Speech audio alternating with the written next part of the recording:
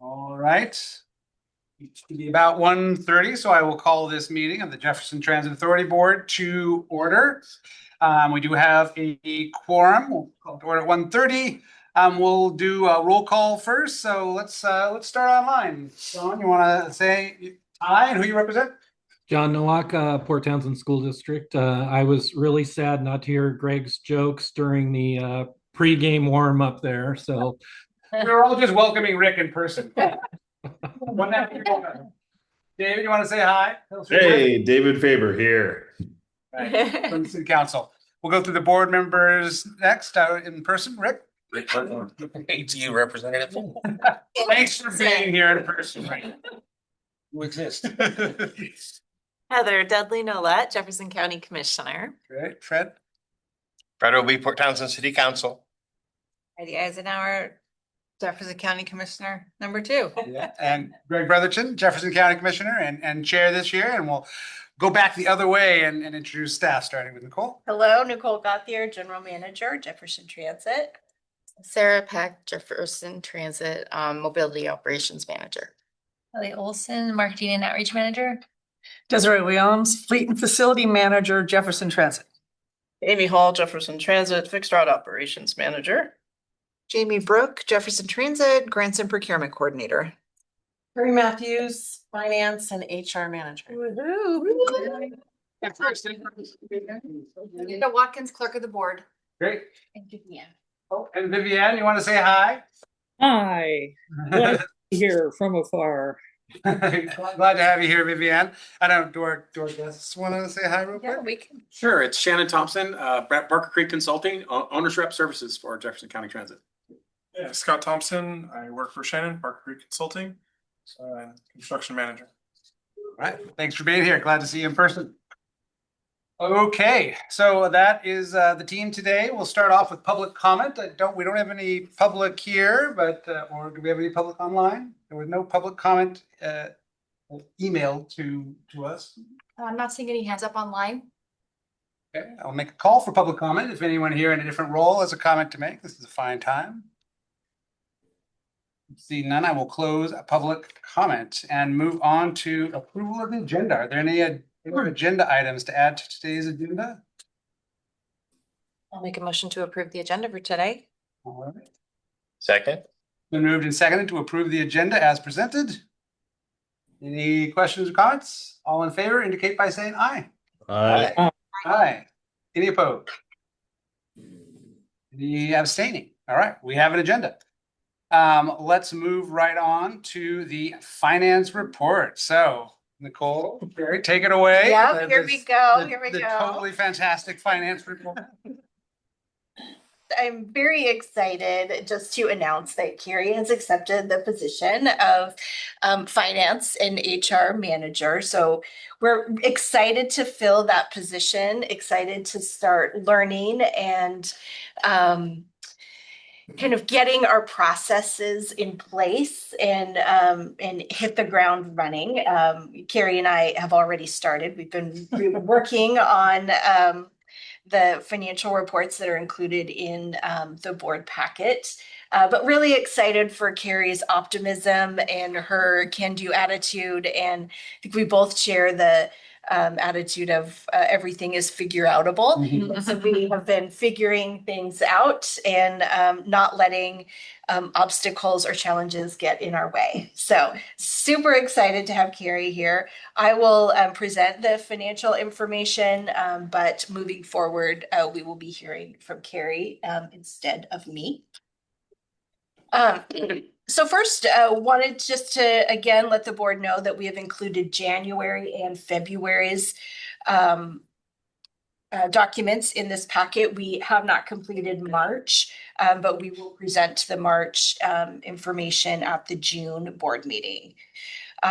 First, want to highlight, I will lead off and talk mostly about February and not January. Historically, January is a month that is skewed only because we are paying things initially at the beginning of the year.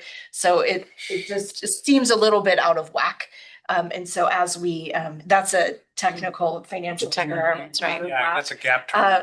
Yes, so, but February is where we start to see things come into line, but you do have the January packet. First want to start out by talking a little bit about sales tax. Sales tax has been down. So in February, we are presenting the number of $720,117.25. So again, that was received that in February. It was accrued in December. With that number, sales tax is under budget, and it is the third consecutive month that we have seen less sales tax than we. So our tracking right now is 22.1% under what we had anticipated sales tax.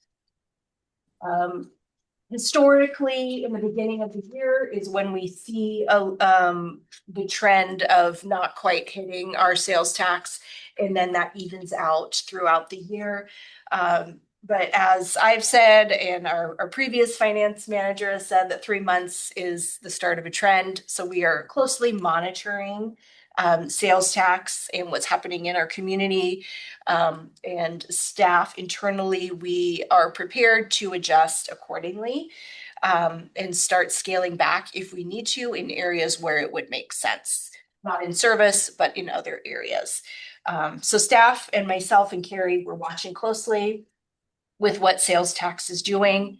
And we'll be kind of watching and seeing and reporting out to the board as the months go by, just to see if this is just something that will course correct, or if we need to make some additional changes.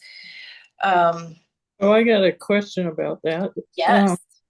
So you say you'll cut back in appropriate areas. What areas are you talking about? I'm thinking about areas such as training, thinking about some side projects that maybe we're hoping to accomplish.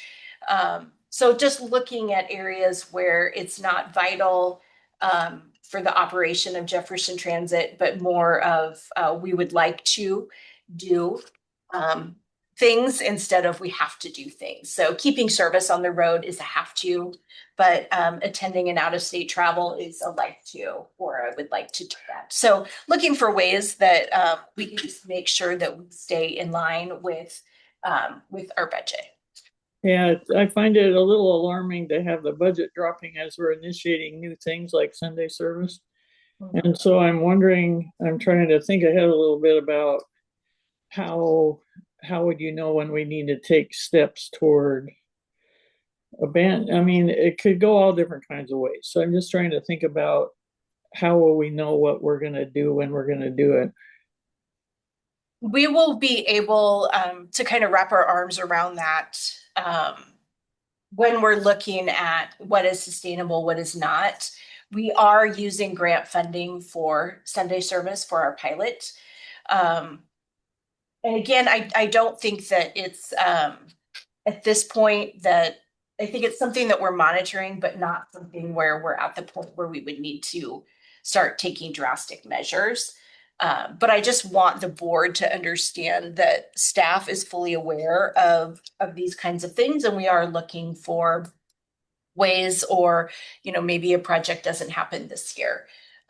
In just making sure that we are not outspending if we don't need to. Can I follow up on that? I mean, I appreciate the fiscally conservative approach, but we're used to reserves of 3 months, and I think we have reserves more like 3 years. We have more than 1 year of reserve. So I mean, we're very healthy. I think it's good to look at opportunities to meet the budget, right? To make sure that we're not living beyond our means. We're still making a profit every month, though.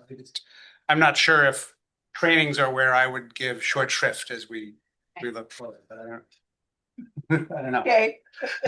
I think those are pretty critical. Yeah, David.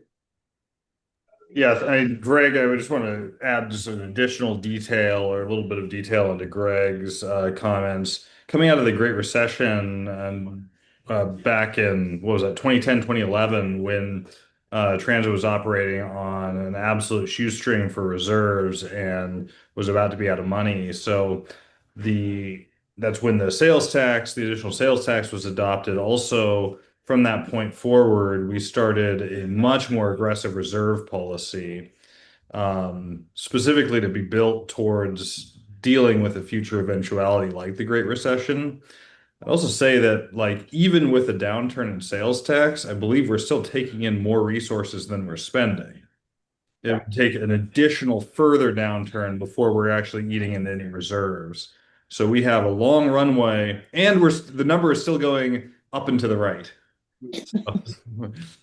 Very much appreciate your concern, Vivian. I think that's as we're all fiduciaries for this organization, and we need to be mindful the way that you are asking about. But I think we're thankfully in a very healthy economic position. Yeah, I just find like the increase in the price of fuel affects us pretty directly. And I come from a school board perspective where lots of districts are in a bad spot now because they didn't think very far ahead. So I just want to make sure that we're still looking at the long term, like you had just pointed out. Yeah, any other questions or comments? Okay. So budget tracking, so revenues again are tracking 17.3% under budget. Our expenses though are also tracking 2.5% under budget. So again, we're making sure that we're staying within our budget and that we're not overspending in any particular area. Within the report, we do list out all of the categories in which we are under budget. Historically, the board has had questions about miscellaneous. So just again, a reminder, under our miscellaneous category are our dues and subscriptions, our travel and meetings, fines and penalties, safety program, training, CDL, and physical expenses. So under all of that, the categories where we are over budget are really timing. So dues and subscriptions, we're showing that we're over budget, but that is because we pay most of our subscriptions in January, and that evens out as the year goes by. Also, our safety program, as the board is aware, we do our all-staff training in February. So that hits us at the beginning of those expenses hit us at the beginning of the year, and then again, kind of level out over the course of the year. Does the board have any questions about the finance reports? Can I just, on the operating expenses page, the black line that's hovering at about 17%, does that represent budget? Yes. Okay, it just wasn't clear. Yes, so that is the 16.7% of where we should be for the month of February. Okay, thank you.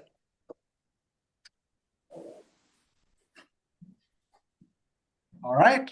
Okay. Made it through. Yeah, that's We did great. it. Okay, if there's no more questions, we'll move on to the consent agenda. We have 4 items on the consent agenda. Are there any items that need adjustments or questions, or I'd welcome a motion approving the consent agenda if there's no adjustments that need to be made. I'll move to approve the consent agenda for April 21st. I'll second it. Moved by Heidi, seconded by Vivian. Any further conversation?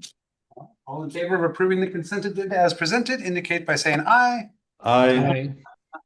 Any opposed? Any abstentions? All right, that is unanimous. All right, so on to Sunday service. Is this Sarah? Yes, it is. All right, take her away.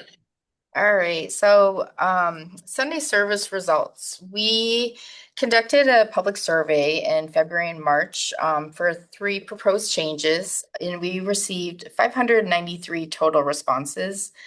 Approximately 34% of these respondents were non-writers. And then, yeah, it shows that there's interest in people that aren't currently writing the system. So it's always good to put that out there and have some new ideas to see how many more people we can get on board.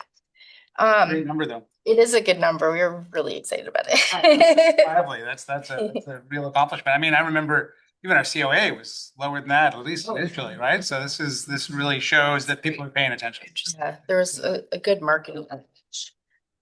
So for the Sunday service, 545 respondents opted to answer questions about the Sunday service.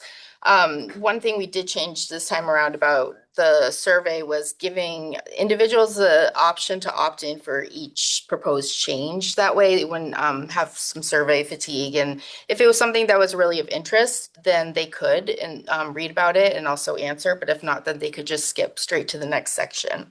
So 545 respondents answered about Sunday service. 90% of these respondents said that they were in support of this Sunday service, and that was 357 respondents, with 11 opposed and 27 were neutral. And then we also asked if individuals were likely to ride on Sunday. So approximately 31% said they were very likely, and 47% said they were likely. So the most common reasons were to give access to non-drivers, religious attendance, work, intercounty and ferry connections, and then summer tourism and event travel. So overall, the survey really reflected a positive want and need for Sunday service. So in support of that, we introduced Resolution 26-11 to establish the pilot, and this pilot would begin May 3rd, 2026. It will run from May to December, mirroring the Saturday level services with the same routes, schedules, and frequency. This will be a pilot. So it's intended to improve access to jobs, healthcare, and recreation. And this pilot's going to give us the data that we need to inform our future decision, whether it can be a permanent fixture or not. So for the pilot, we'll be evaluating ridership, operating costs, overall feasibility. And we ask that the board approve Resolution 26-11, establishing a pilot Sunday service. Right. Thank you, Sarah. We've talked a lot about this. I had one question, just going from until the end of the year, basically, is the pilot, and then in your conception, what would success look like to continue the program? Overall, we're the ridership, the increase in ridership. I mean, it's hard to say because we haven't done this in a very, very long time. So that there's going to be a good percent of ridership. We're going to be able to see kind of where people are riding, what buses seem full or empty, and then the costs. So we'll have to establish a good standard for what we're going to reach. But I think overall, honestly, that if we're getting people to where they need to go and there's a want for it, then yeah, we should absolutely. We're able to. And maybe it's a percentage of Saturday service or in the pilot. I don't know. Yeah, and I think really another aspect that we're looking at is how do we secure grant funding for Sunday service if we're moving forward. So this does feel a little quick in that we're not doing a longer pilot. But to Sarah's point, I do think that we can look at ridership. I think it's also going to be interesting to see not only fixed route, but our dial-a-ride component as well, who is, how well utilized is that? And I think it'll give us the opportunity to look at route specific. So are there routes that are really doing well? Right now, I can only imagine how difficult it is to get from South County to do anything outside of that community on a Sunday without bus service. So not wanting to solely base our decision on ridership because that's a hard metric for rural transit. But time too, right? I mean, even look at the Kingston, that continues to show real growth in year 3. Yeah, it does. And it's all relative too. I mean, the ridership in Brennan's going to look a lot different than the 11, right? So. And I think, once we launch Sunday service on May 3rd, if approved, staff have their work cut out for them as well to really start publicizing the fact that we'll have daily service and really get the community aware of the daily service and transition from, okay, so now I have more options on Sunday, and that will take a little bit of time. But it's always interesting when you're looking at how do we secure grant funding for a program. Our consolidated grant application is, we've been talking with WashDOT because we do need to reapply for our consolidated grant. But how do we make sure that we get some funding for this so that the entire expense isn't coming from Jefferson Transit? So you need data that can back up. We do need future the grant data. application. David's had his hand up for a while. Go ahead, David, you have a question? Oh, I didn't mind, but I wanted to say one thing. Given the short time of the short period for the pilot program, I think we want to be very careful about what metrics we try and impose on success, because it typically takes a long time for people to get aware of changes in service and start factoring it into their daily lives. The other thing, my question goes to the Kingston Express, because from my understanding, the fast ferry does not operate on Sunday, but we're talking about mirroring, and I apologize if this was in the report. Is there any reason to actually have the Kingston Express still going on Sunday? So it seems like that would be an easy way to save money and not. Some of the narrative survey responses talked about walking onto the Edmonds Ferry and utilizing other access points. Like they don't take the ferry to Seattle, they go to Edmonds. So I mean there's still yeah, that makes sense. Yeah. There And is bus that goes from the ferry to the light rail. Yeah. So it's a viable option whether or not the Kingston thing is going on. But Good point. also, I think it's the rationale for that run was to have tourists to help with the weekenders. And I think that's still a valid point. The other thing, though, I would like to address about is we have hardly any data about where people go or when they get on, when they get off, that kind of thing. And we need to be really careful, I think. Like the Kingston run looks like it's improving great because it started from 0. And so you get 100% if you get one person on, it's a big increase. But the overall, like the South County thing, it has had no publicity really. It's gradually coming on board. I mean, there are people, but I think the more publicity we can have, the better our early metrics are. Mm-hmm. And since we have a publicity person now, I think we need to really step up the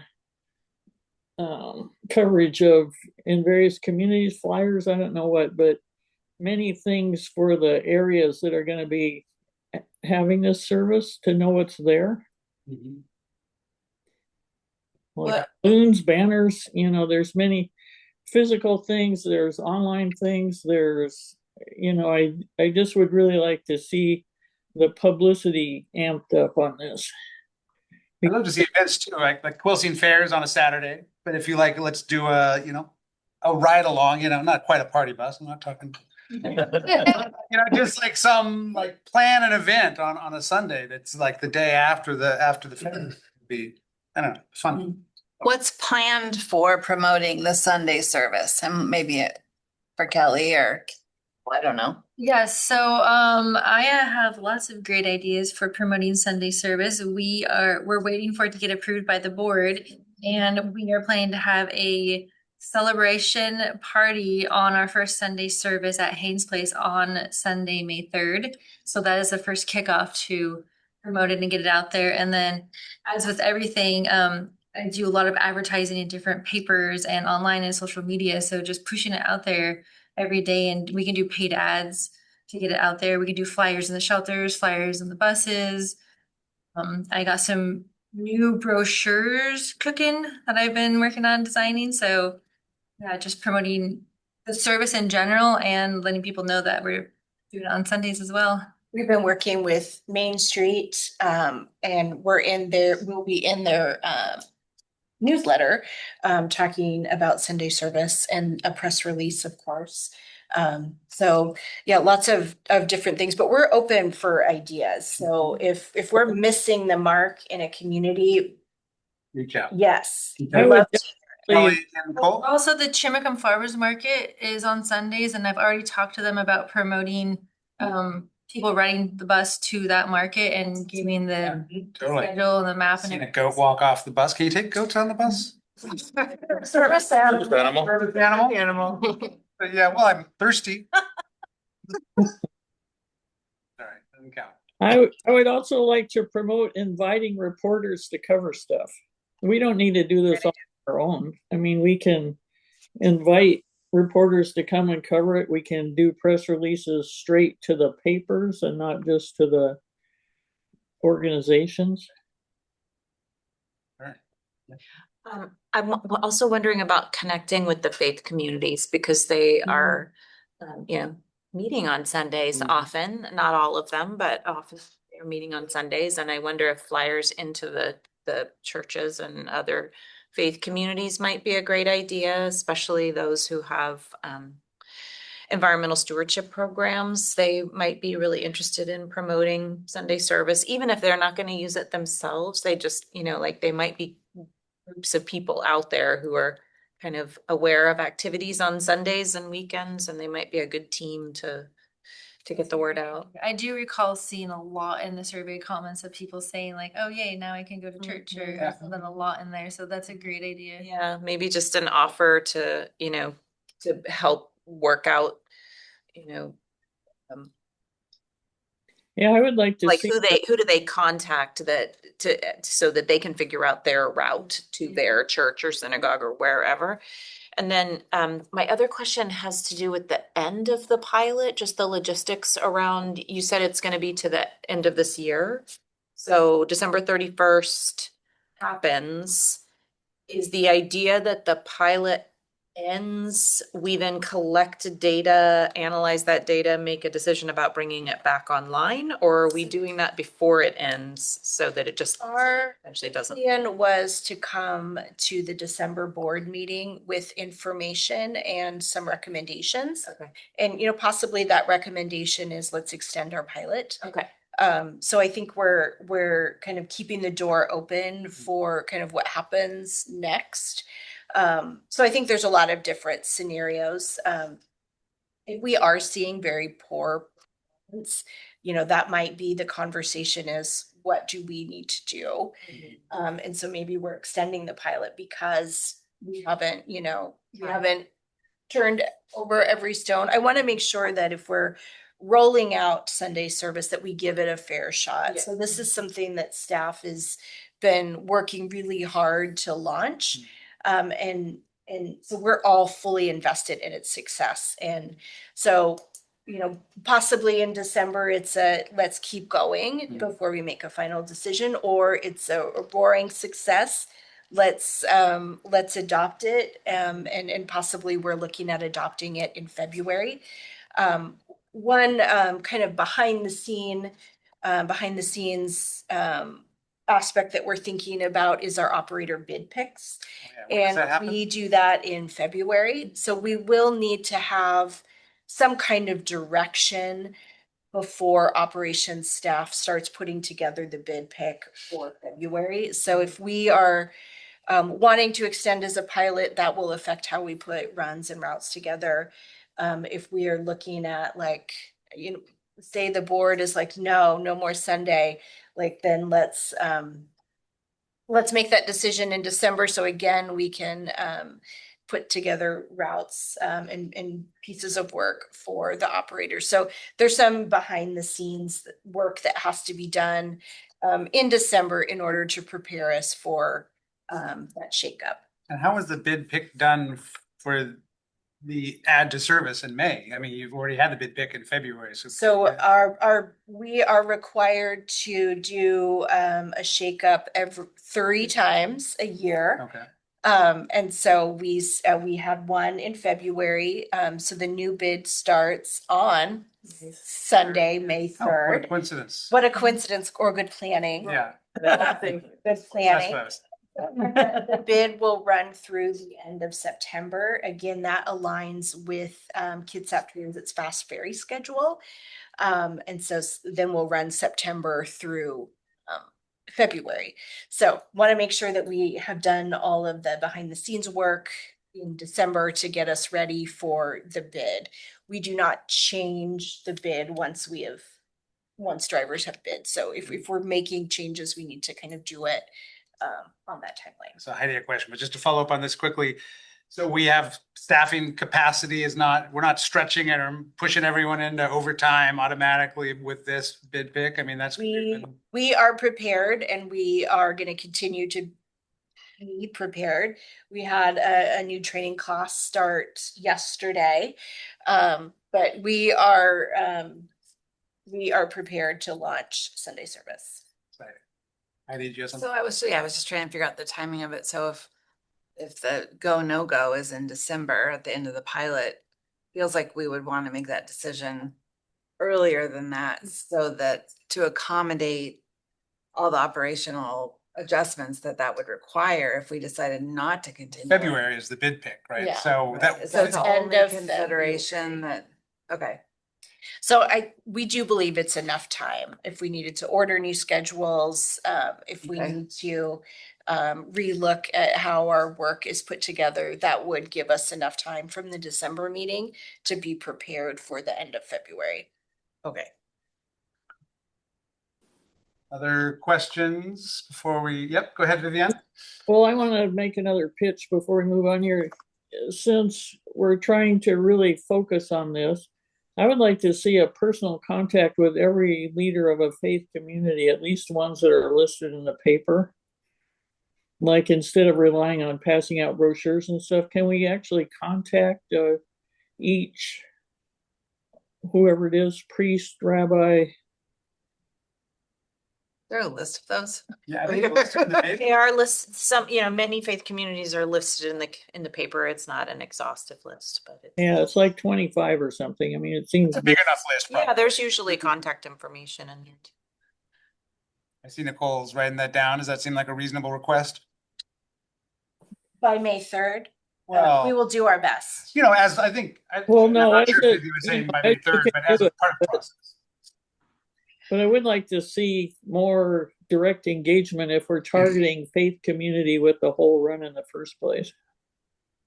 Can't just have faith, they'll know about it. All right. I mean, it makes sense. How are they, even if you invited all the ministers, priests, whatever, to ride the bus, It would be fun. they wouldn't come. It might be, The jokes write themselves, really. yeah. And because a big barrier to people riding the bus is they don't know about it. Like the thing about practicing putting your bike on it was fabulous because it's, it makes people more familiar with the bus. I mean, one of the complaints I had about the website is it only shows the bus. It doesn't show the happy people riding the bus. And so the more contact you can get, the less weird it seems and the more doable it is. That's great. Thank you, Vivian. John? Yeah, just a quick comment. I'm wondering if some kind of a interim report in September can give us some idea about how we're doing, so that when December comes, we're a little bit more prepared to, have an informed discussion. So I think it might be helpful to have kind of an interim check-in about ridership numbers and how things are going. That's a great idea. I like that. Gives us a little preliminary. That gets my discomfort too, of like screaming into December. I think metrics on the other routes is important too. I mean, if tourism is indeed increased, if the ability to use Jefferson Transit for tourism, that's a route in and a route out, or vice versa. But that would mean that if I can ride out on Sunday, I ride in on Friday, and that's a rider that we wouldn't have captured before. So I think the metrics should include other routes. Okay. And see if there's a statistically significant difference from the normal trends. But- So we will look at how we present our ridership numbers to the board, because we are doing that at every board meeting, and what it looks like for breaking out Sunday service. Okay, that's a good idea. How many characters can you put on the reader board? I'm sorry, I went to different kind of characters. What? Strong their finger. I don't know. That would be, I mean, they're all over the place. Sunday Driving a service. big- Yeah, you're Yeah, driving yeah. a big billboard. Yeah, that's We have hiring. 5-3 Sunday service starts or something. Yeah, it's a great idea. That's great. I'm here. Interesting. Just because I brought up the faith thing, a quick, there is an interfaith coalition. That might be one contact that you could make, what's that? You're talking about Jefferson Interfaith Action? Yeah, Okay, yeah. they are a kind of central point of contact that you might just reach out to them and get with flyers and or email or whatever. Facebook. The Jefferson Interfaith Action Coalition. Coalition, yeah, something like that. They're based at the Presbyterian Church in Port Townsend.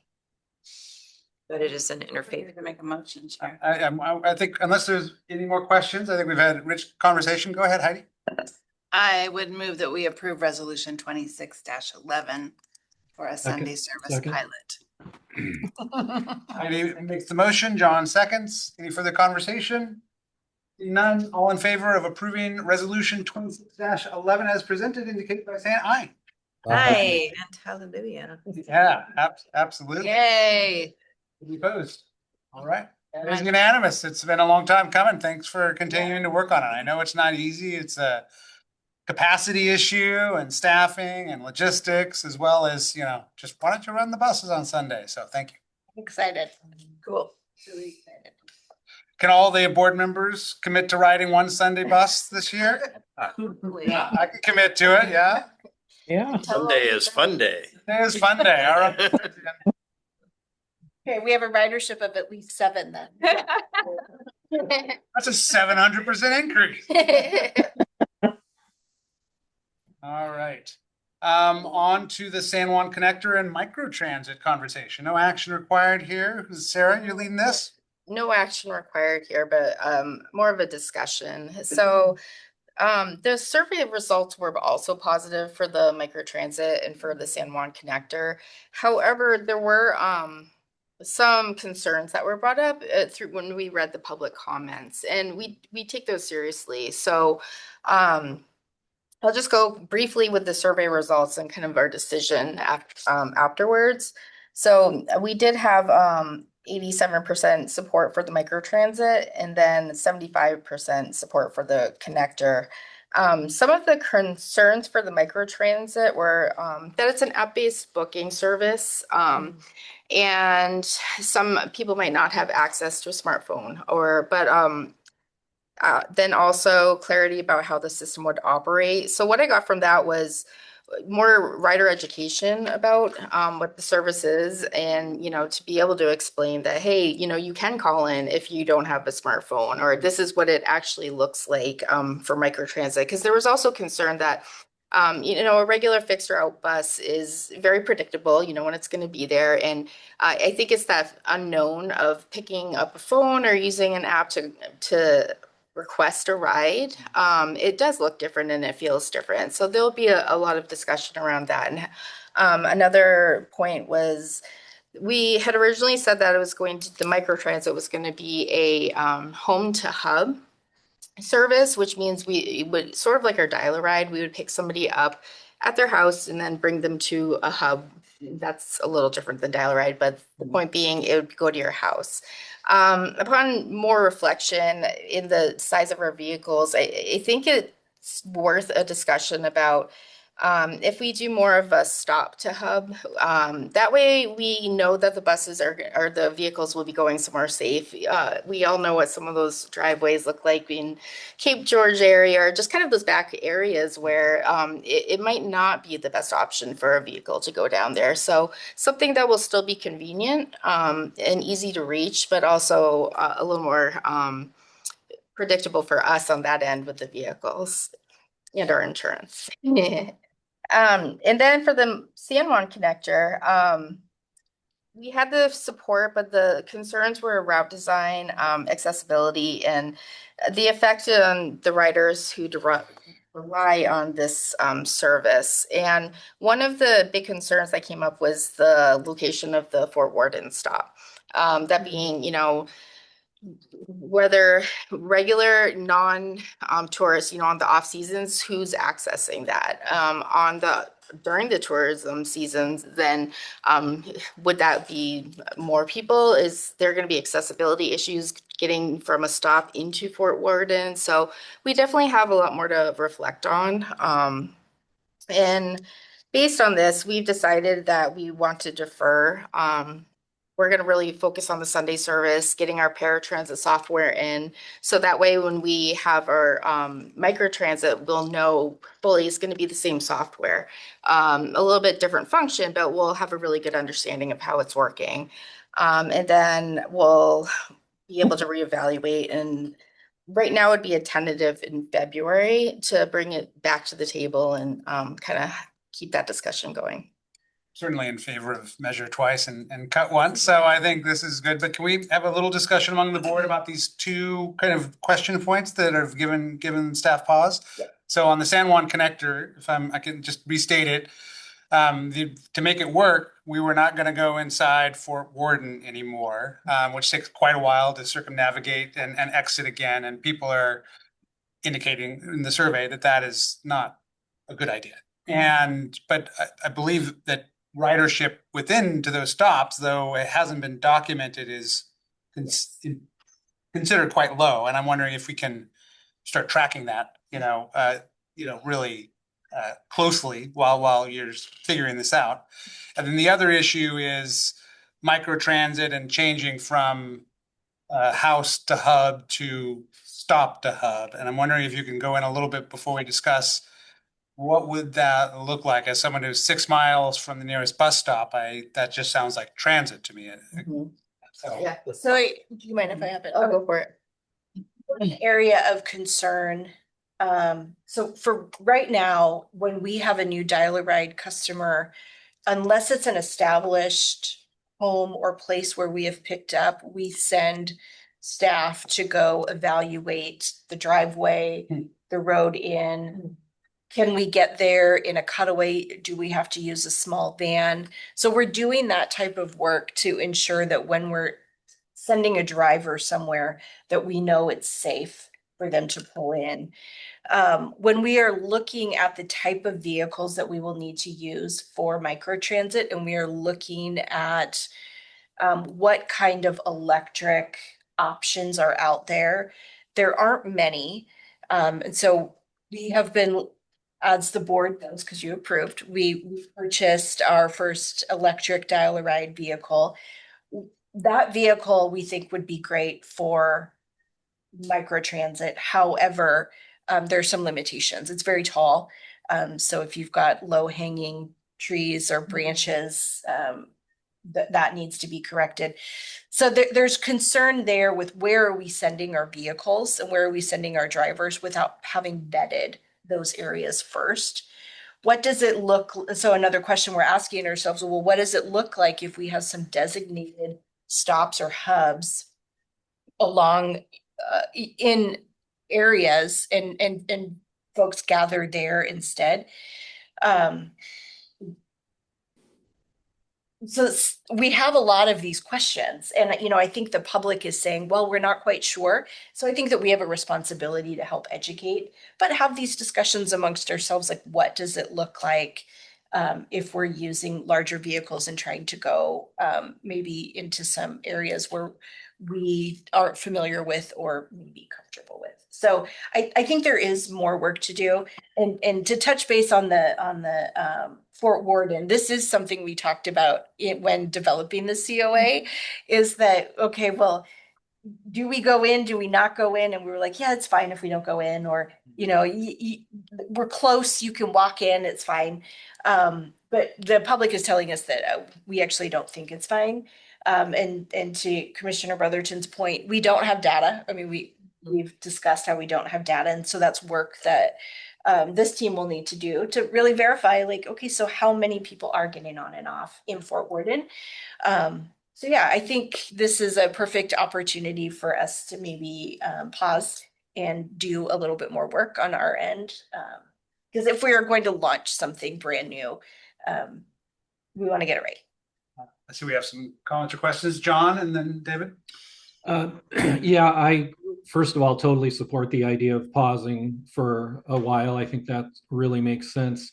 I think part of that pause is I did read the comments, and it is pretty clear that people do not have a really great understanding of what microtransit is or how it would work.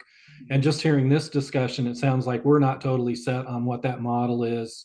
So to me, it seems like we need to set our model and then do some public education so the community knows what it is that we're really talking about before we move forward. And however long that takes you, I would recommend that we do those two steps before we launch a pilot.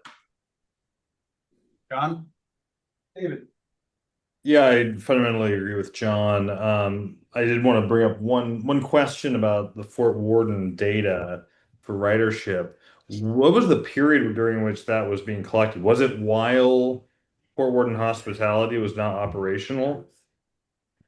We do not have data. Oh, but I thought there That is the survey, problem. the survey data showing that Survey. ridership was low on that route. Yeah, well, we had the survey out from February to March, so this year, so it was closed, yes. So it was closed at that time. Okay, thank you. All right. Other thoughts? Here, I Go ahead, yeah. I would like to say I think it's prudent to have one pilot at a time instead of lots of them going on. So I would support pausing on the other one while we figure out more details, and also let the other one get started up so there's a positive feedback in the community for our pilots. Thank you, Vivian. Any other thoughts in the room? I was just gonna say I was part of the working with the consultants when we came up with the idea of not going into Fort Worden as a way to save the time we needed to do the connector. So it was, and there wasn't a sense that it was a popular option to go into Fort Worden at the time. So I think more study is good. But we did think about it quite a bit in that moment. I had one more comment on the microtransit. I'm curious with the Dial-A-Ride 2. I know the Jefferson Transit's interaction with our community development department had a little bit of stress recently, but one of the things that they do, and I'm sure that the city does as well, if you get one of those red address tags, it means that you've got a driveway essentially that a fire truck can drive into, right? I mean, so there is a right-of-way process that goes into getting an address. That doesn't mean that someone can't, not trim their trees and that subsequently it becomes impassable to a transit vehicle. But I guess I'm just curious if you've experienced a lot of driveways with the Dial-A-Ride that have those red tags but are inaccessible, and that's kind of a different conversation, I guess. I'm just wondering, what's the experience? Lots of scrapes and lots on the vehicles where drivers are trying to make it happen because this person needs to get to their doctor's appointment. It's like, oh, that's going to be expensive. I guess, I mean, like, I'm wondering, like, one of those is going to ruin your day, right? So, but like, is that 1% of the interactions or 10% of the addresses that you guys go So to? we do, when we go vet the driveway, we're looking at is there enough space for a larger vehicle? Is there only enough space for a smaller vehicle? Is there clearance? But I would say more often than not, we do need to either trim a branch, we need to have folks move things that are in their driveway to ensure that we can pull in safely and pull out safely. So it's the Amazon vans in. Well, I would say too, though, because I was just talking to somebody at the CARES, and they were talking about how what the fire trucks do does look a little different than what we do too. I mean, they'll go up halfway up a driveway and then run over if they need to. But with our clientele, we can't necessarily do that. I mean, we have people that are on Dial-A-Ride because they need that door-to-door service. So if we have a bigger vehicle going out there and they're we just want to make sure that they're going to be as safe as they can be. And I think that is a great thing to be aware of. Well, I'm actually going to be more aware, but now that you said that. But yeah, I do think, having a vehicle going in an emergency looks a little different than, what we're kind of aiming to do. Was there another comment? Go ahead, Vivian. Yeah, I just want to clarify, those red tags are called fire numbers. It doesn't have anything to do with the condition of the driveway. It just tells the fire department where it is. But they're issued through the county, and they're issued based on a passable driveway initially. I mean, it doesn't control what you do subsequently. Years ago. Well, it means passable to the person that lives there, not to the fire people. Maybe. Yeah, because I could order one online. Yeah. Yeah, and when I lived out on Cape George Road and we had an emergency there with my mom, they parked to the top of our driveway and walked it to make sure they get the trucks in. So, and we had a fire number. So I don't think it's a guarantee. Okay. It's absolutely not. Speaking as a member of the Colesine Volunteer Fire Department. Oh, there we go. Okay, other thoughts? I think that sounds like there's support for, doing a little more research. Okay, on to another slow rolling project. Gateway You're our Visitor first NEPA. Center. Yeah, I know that we've been a little silent on this project and the purchase of this property. But things change, and with the help of, well, I'll start by saying we did a site plan, and we did that very quickly last year. And so we were given an estimate for how much it would cost to construct. With the help of our owner's rep group, we have now a more realistic cost of what it will take to get that site developed. And so we are going to need grant funding for that. We want to be very strategic. So Jamie has been working with WashDOT on the NEPA process. This is a new process for us. We've been, again, working very closely with WashDOT. We find this process to be daunting, frustrating, but also we're approaching it with a sense of curiosity, like, oh, okay, so now we do this. Now we do this. Okay. Do this again. Oh, again, you need this information, but in a different format. Got it. So we're wanting to make sure that when Jefferson Transit purchases this property, that we are then able to apply for all grant possibilities. Because we will not be just self-funding this project. So the intent is still there. We're just doing we're doing our homework. We're setting the stage for a successful project, but that does require us to do a NEPA. So, which could take anywhere from 6 months to 12 years. We don't know. I joke. I don't know. It's not going to take 6 months. No. It could take 12 years. I don't know.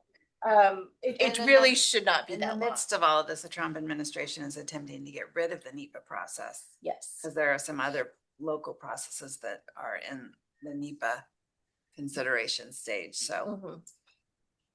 Yep, so WashDOT has been, they've been communicating that information. We have standing meetings with WashDOT to kind of help us through this. But I didn't want the board to think that we weren't still working on this or thinking about this and considering this. We have been in touch with Josh and Sean, so that they're also aware of kind of what we're doing behind the scenes. So one issue that has come up is we removed the porta potty at the Gateway Visitor Center, and I've been telling people it won't take long. Transit's moving in, as we extend our expectations about the timing of that, An attractive nuisance. we might want to consider hiring a porta potty for that site. Because I know even when I've taken the Kingston Express, it's been an option to get off the bus and use the porta potty. And that option isn't there anymore. And so just wonder if we could somehow band together and fund a porta potty for a year.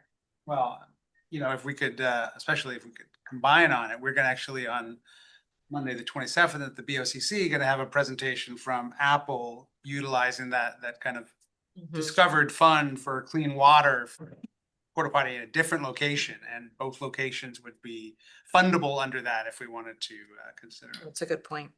Might be So it might be something, I mean, do you sense, public health. do you guys sense that it's something that would be appealing to transit to have that option there? Cause you stop the Kingston Express there. You know, right? we have a stop there, and sometimes if a driver is running hot, there's a little bit of layover, because we can only predict if the bridge is open. So sometimes if they're riding hot, they're gonna wait there, and that is a good opportunity. Because we don't have MCIs like We are. that. We're cool. What's an MCI? It's a big bus that has a bathroom. Oh, yeah. It's like an over-the-road coach, like a Greyhound. MCI is just a manufacturer. Anyway, it might be nice to come up with a interim solution there for, It's a good idea. Yeah, and we want to, set it up as a kind of a park and ride as well too, and that's an important amenity at a park and ride. So walk like a duck and quack like a duck until we can actually get duck. Right? Well, do we have to wait till the building's there before we do the service that we want to do there? The asphalt. Yeah. Doesn't have can't take the big buses yet, right? It would not be, it would not Do be. that first before putting the building up? Asphalt it? We haven't really gone into the construction phasing yet. NEPA, Yeah. do that. I think your problem is what the NEPA allows you to do before you purchase the property and before you get grant funding. What we found out is they don't allow you to even turn a shovel until that process is complete. So we have to be really strategic and careful about what you do on that site until that process has happened. That's why I asked who the property owner was, and when I start going, my head starts spinning. So there's some questions that would have to be asked before JTA would be able to put something out there on that behalf. That makes sense. Were you guys able to hear Shannon online? Okay. Thanks. Good. Any other questions before we move on? All right. This feels like it's connected to your vacation. I don't know. Fire suppression system. Fire suppression, right? Well, I'm excited to have Parker Creek come join us, so. Yeah, pull up a we chair, might we need can to- squeeze over. Yeah, get another There's one chair. over here. Down here, and I'll let Scott I'll fill in as needed. Okay. We're all moving around. Just go right here. Fine. Yep. And I'm gonna. Can I roll that chair over? Yeah. Thank you. I actually switched around the slides because I realized on the agenda, it was the other way around. I had it. So, yeah, we'll start with the fire suppression. So a couple updates. Obviously I have up here the key dates for the, moving forward. So as far as the advertise to bid, we're looking to advertise this Thursday, April 23rd. Formal advertisements will go through Daily Commerce, was it a Day Journal? JC, yeah. JC, yep. And then some local newspapers. I think they call it like the PD.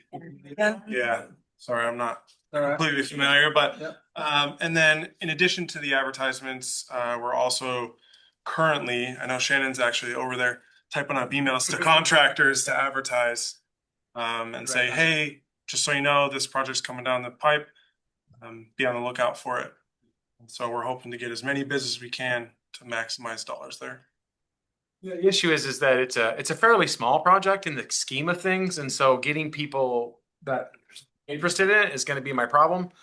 So I've already picked out a bunch of emails and made a bunch of phone calls to local contractors in the area and other contractors in the Kitsap County area that I know that might want to come up and do that. I haven't got any responses back yet, but I haven't even released it yet. I'm just saying, hey, it's coming. Yeah. Let me know if you're interested, and we'll make sure that you get all the information. I would be happy if I got 2 bids on this project because of the size of it. I'm hoping to get a few more, But I just don't want to have just one. I would like to have something to compare against. And I reached out. Do you have contacts with the local, Seton and? Seton was one of my first. I worked with Seton on many projects, so they were one of my first. I did reach out to ICI, who we just completed a project with, and said, hey, it's here if you're interested, and we'll see if, so those are the two local ones that I know. Do you have another one that I might be able to reach out Yeah, to? on this level, I always pronounce it wrong, but Birch and Bruch and Nordland Construction is in. Nordland is one of my targets also. We've worked with them in the past. Then What was the other one? Birch and Brush? Bruck and Bruck. I've worked with them before too, and I forgot about them. So Yeah. that's great. I don't think Shoal does this size, but maybe they're more residential, but maybe this might be a sweet spot for Shoal excavation. It's it can be somebody like Cape and Son, someone who does a lot of heavy civil type stuff. This water line would be a slam dunk for, they could come in here, they could get it done really rapidly and then, so. Sorry, I was just writing down your, Yeah, I forgot about Brock and Brock. I haven't worked with them in a long time, so. yeah. We've worked with Nordland before too on several projects, so. And I think for the most part, it's a fairly easy project to do until you hit the concrete. Once we hit the concrete, there's a lot of coordination that has to happen to keep you guys in operation. The concrete that buses go over, not just That dark block area right there on the screen, that's the area that's gonna take some time and that'll slow the production. The rest of that goes in really fast. Yeah, timing seems challenging. Yeah. All right, and then we have some action on this before we move on too, right? Because this is is the bid opening gonna happen? We do. So the bid opening is scheduled for May 19th.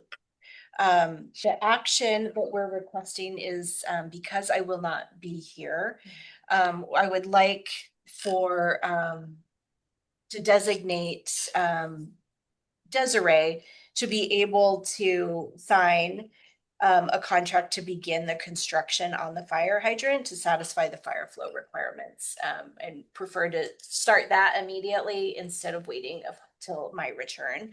And that would be for just this project, only this particular item. Okay, so we have resolution 2612. I don't know if folks had a chance to look through it. I've looked at it. The resolution just says to designate contract signing authority in the absence of the general manager. I just wonder if it wants to be a little bit more specific. If you said it's specifically to sign this contract. We just add to the motion given to for this singular project. Well, it does say, Says that in the the summary. installation of a fire hydrant ensuring proper fire flow to the third maintenance bay at 63 Four Corners. It just, Do we want to be more specific about? I just mean. Actually, I think you're right, because the motion is to adopt the resolution and this resolution has the specificity in it. Yes, thank you. I agree. It doesn't need to be in the motion itself. I'll make a motion if you're ready. We're ready. To adopt resolution 26-12 to resolution to the board of directors designating contract signing authority in the absence of the general. I'll second. Okay, moved by Heather, seconded by Heidi. Any further conversation? All in favor of approving resolution 26-12 indicate by saying aye. Aye. Any opposed, say nay. Abstentions? All right, that's unanimous. Congratulations, Desiree. The power is in your hand. Find the one. When I'm finished. Revolution. All right, are we going back to Scott for the facilities maintenance building? Yeah, we can move to the facilities maintenance building. So we included a little snapshot of what it could look like when it's finished, a little graphic. It is a draft, keep that in mind, but kind of cool to see what the finished product could look like here. That new trail. It's a relocation of the existing trail. Yeah. Backside, right? So current status, the building permit was submitted to the county. Obviously that permit is on hold pending the septic permit issuance. We are working through that. The project team is, and they're finalizing that with the septic. Yep. And so once we get that approval, then we should get the building permit resubmitted. As far as funding, the team is tracking the state bus and bus facilities grant. So we're just tracking dates on that, when it opens, when it's due, things of that nature. Right. Jamie's gonna have a busy few months. Yeah, We have she is. some big grants that are coming up this year. So we've got state bus and bus facility, which we're gonna go after for this. Haynes Place, which we're not really gonna dive into today, but that would be regional mobility. Also, this is the year we reapply for a consolidated grant. So Consolidated. 3 consolidated grant applications. Can't consolidate them all? Despite the name, they are not actually all consolidated. So no, there'll be 3 of them. Big grant year for Jamie, but she's up to the task. But yeah, we're excited to kind of make some progress on this and at least get it ready for that grant application, and then we'll see what WashDOT says. We'll see how our project ranks. What are the criteria they look at with this grant, Jamie? I need my computer in front of me. I've got so many swirling around. This one's just again for bus and bus facilities. It is a state funded. We don't know well, NEPA only lasts 3 years, and we don't know whether one was done. I'm guessing not when that property was purchased. So we had to go for one that was state funding. And this is again to fund buses and to fund maintenance facilities. It's not it's less of a public facing focused grant. So to help with the operational behind the scenes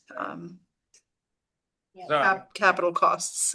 How many transit agencies are trying to build bus barns right now? Is that the Everyone question? is trying. Everyone's trying to build something. So yeah, it's highly competitive. Yeah. And so writing a very compelling story for Jefferson Transit needing this. And we've been doing the work with Barker Creek and with the team Bassetti to make sure that we've got permits, and that so when we're submitting the application that we are as attractive Shovel ready. as possible. So yeah, doing all of this type of work to make our application a bit more attractive. I think it's good to note that as we've gone through the design process, we started with everything that we thought we needed, and then we went and we priced it, and we went, okay, maybe we don't need everything, and so we started scaling back. And in doing so, we were trying to right size the project. So there's a lot of that you've seen in this end product that has happened, and it's reduced our HVAC quantities by significantly, and this particular building may not need fire sprinkler at all because of the size and what we've taken out of the building to mitigate the issue that we have with our fire sprinkler system. So I just thought, some of the sausage making that you don't ever see, these are the things that we kind of bring everything back in to right size the budget and to have a building that isn't going to cost us an excessive amount per square foot and still serve your needs as a facility. You know what the per square foot cost is, or? Remember off the top of my head? It's been changed so many times, I'd hesitate to tell you. Yeah, we can certainly provide that information for you guys. That's not a problem. But yeah, I don't know that we've recosted the building since we reduced the scope yet. So, but I know that the items that were pulled out were significant in cost. The fire sprinkler system, you're looking, $90,000 to $120,000 off the top. Wow. The HVAC system, you're probably looking at that somewhere that equal, because it had a huge exhaust system because of the paint booth that we were going to install. We went, we really need the paint booth, because can we do that? I mean, there was a trade-off in costs and that really involved, right, in benefit. So the team worked really well. I just wanted to shout kudos out to this whole team and say, hey, as we developed it and to bring it back down into something that we can afford, that's kind of where we landed. Good job. Any other questions for Shannon or Scott? Jamie? All right, does that conclude your bit of this? That's it. All right, thank you so much, Scott. Thank you. Glad you were here today. One last thing I'll say is that the project as for grant funding is all in. It is feasible if we need to. So we put everything into it and said we'd like to build it all in one shot. That includes the bus wash bay and the works, but the wash bay could be added at a different time, so we can phase it back out. Great. All right, thank you, gentlemen. Flexibility. Yes. Excellent. Okay, on to bus shelter signage. Is this Kelly? I'm gonna let Kelly Right. take the lead on this one. Yes, so in my memo, I stated about the flat maps that used to be in the shelters. These flat maps had all of the schedules and maps on them, but anytime that we had a service change or an update to the schedule, then they were obsolete and outdated. So with the last service change in 2025, they needed to be removed. And because of a lot of issues that we had with them, it was decided that we would try to find a better solution because these maps are quite expensive to print. And we put 2 of them in the shelters because some shelters you can't get to the other side so that we can see both sides of the flat map. They're really big and they're in the protected space in the shelters. That protected space keeps people from ripping them down. But that protected space is different with every shelter because shelters are different and they have different sizes. And these maps were also not weather protected. That's probably not the right word, but the moisture would get to them frequently and they would start to kind of blow up and explode. So our maintenance staff would have to frequently go and check them and replace them. So I have been trying to work with my staff to come up with a solution. How do we get all of the schedules and maps? Do we need the schedules and maps? What do we need in our shelters? We've looked at other agencies, Kitsap and Column, to see what do they have in their shelters. It has been kind of a pain point trying to figure out how to make it work because some shelters we have 1 route that services, some we have 5, some we have 9. So how are you going to fit 9 maps and 9 schedules in a shelter so that it's big enough that you can actually read it and it's accessible and then not cover the entire inside of the shelter with posters? So I did in the packet design a mock-up of if there is 1 route that services this shelter, we could have a map and we could have the schedule on 11 by 17 and put it in there. I feel like if there's 2 routes that service a shelter, it probably would fit. Any more than that is not going to fit in that protected area, and then we have to figure out what we want to do. So this is up for discussion of what the board wants to discuss about it and what you guys think. Also, I do want to say there is another flyer in the shelters that have QR codes on them. Unfortunately, it is not in all shelters. Sometimes those do get taken down or they might have been moved or misplaced, but we do try to have those in every single shelter that have our contact information and they have QR codes for our websites and all of our routes on them as well. All right. Just replaced all. Thank you. Good. Oh, excellent. We'll see how long. All right, so it's discussion, what to do. I know Vivian talked with Yeah. Vivian. Go ahead. Yeah, I have a different idea as a writer. I don't need a big fancy map. I just need a laminated page of the schedule that's already printed. It's in there. So the basic thing about a bus is where does it go? When does it go there? It doesn't need to be the whole system.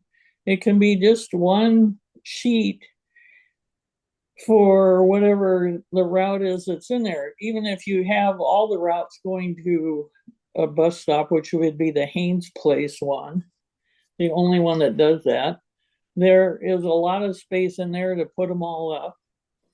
When I ride the bus in Seattle, they have a post that just has a little frame on it that says when the buses come to that particular stop.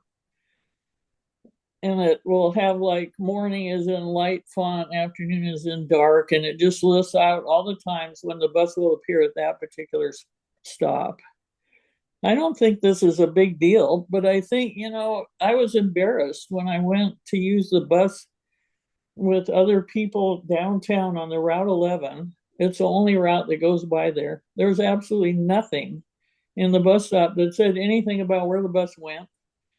Absolutely nothing that said what time the bus would come. There was a laminated sheet that said the expected bus behavior. There wasn't a QR code. There wasn't anything. I think in general, I would like to say this out front without any messing around, that there's a detriment to riders based on having over expansive ideas about what it should look like. It doesn't need to be big. It can be just a laminated page out of the schedule, and that would tell a rider where it goes and when it goes there. Thank you, Vivian. Other thoughts? I'm just looking at, I just, QR code. Yeah, I followed that QR code too. yeah, and it goes to the main website, which I just wonder how much work it would be to just make it unique to this route. Like if this 11 route could just go to the 11 schedule, it might,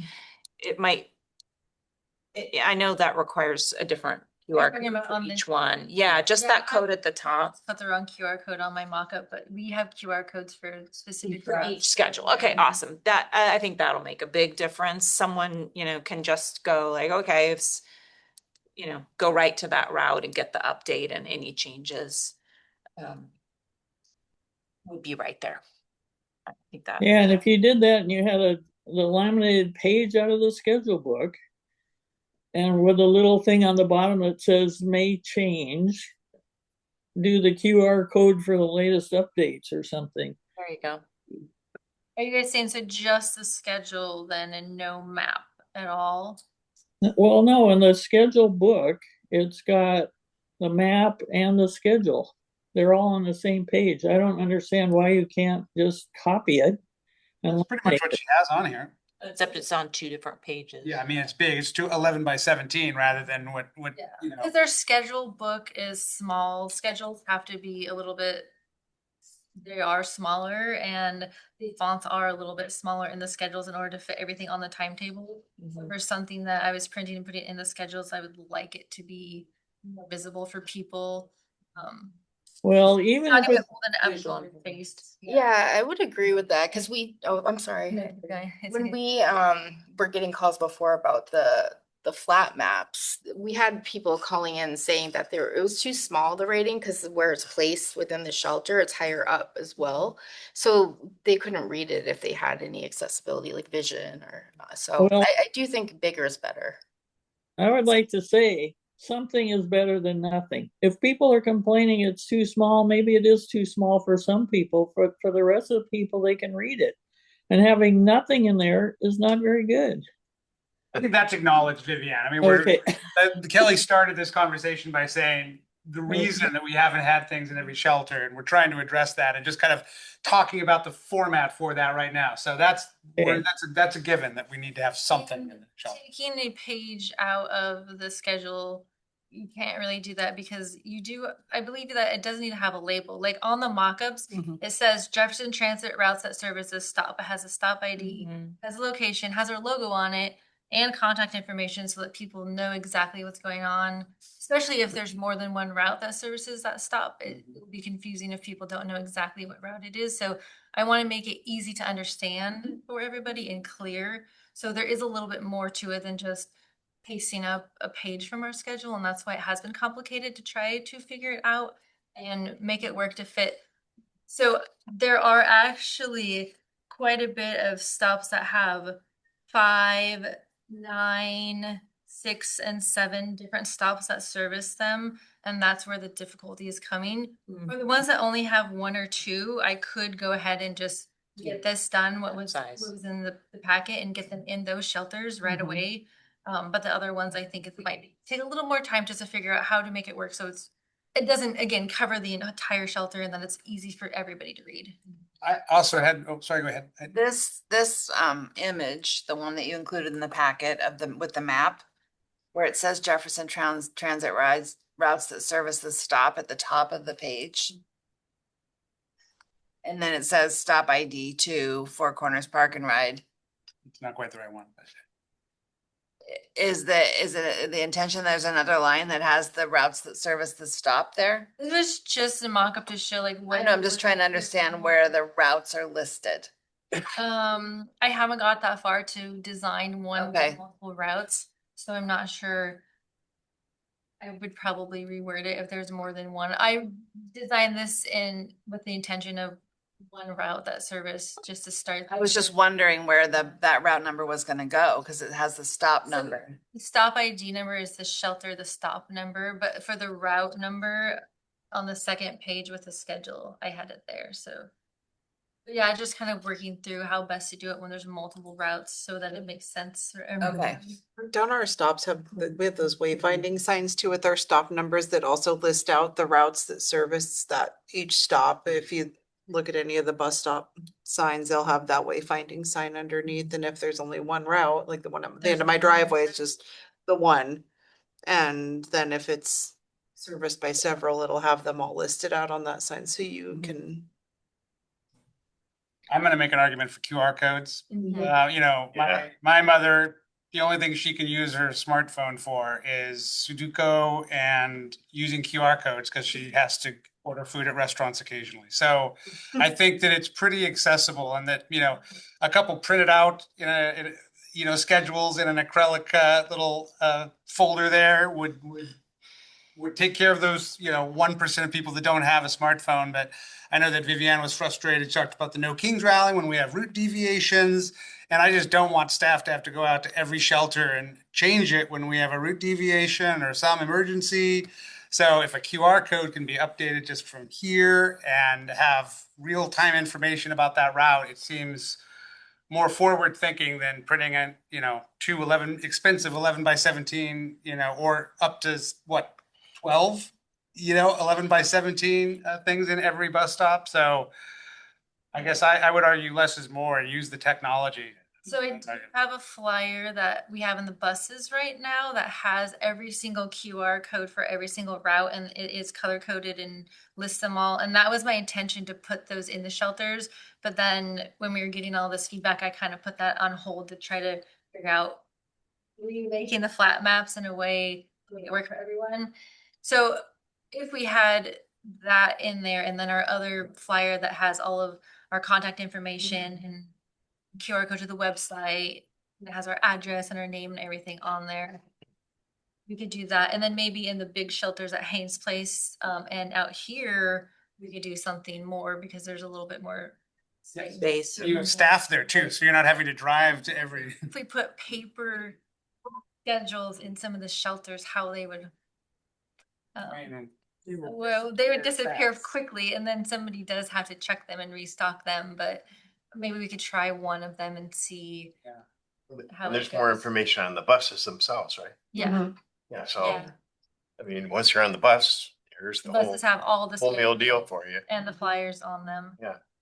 So I was thinking about what would it feel like if I walked on the ferry and got off and then I'm at a bus shelter downtown. How do I know where the bus goes? And how do I know when the bus is coming? And so I'm a fan of QR codes, but I was feeling like, okay, so this is an opportunity for us to put in what our schedule is. And I think because I'm a visual person, still after being in this community for 9 years, I still sometimes get confused with roads. And so the map is helpful for me, but I'm curious, is the map not helpful for other people? I don't, maybe that's a Nicole issue. I think for visitors, it would be helpful. Yeah. People that aren't used to the area. I think it's interesting. I think it's useful too. If you're a sporadic bus user and you're at a stop and you get on a bus, where's this bus going? I mean, I could see it being incredibly useful in that Yeah, situation. very cool.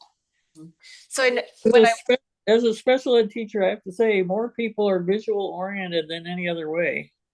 Yeah. And I think having a visual of a map, we don't need to make everything so perfect. It just needs to be something that people can look at and see.